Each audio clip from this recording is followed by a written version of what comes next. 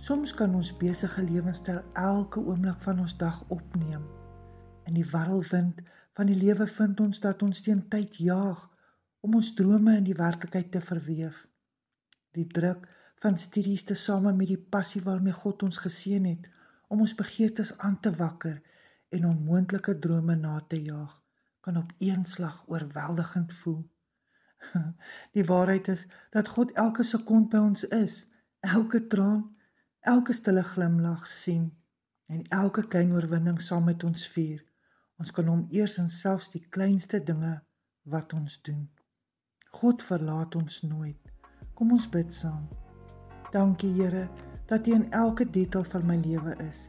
U gaan nooit weg nie en is altyd standvastig en sorgsaam. Gee my asseblief krag en 'n brandende passie om elke dag vir U te lewe. Amen. En ons uitdaging vir die dag: neem tyd om 3 plekke neer te skryf waar jy God se teenwoordigheid in jou lewe sien en lees dit wanneer jy ook al alleen voel.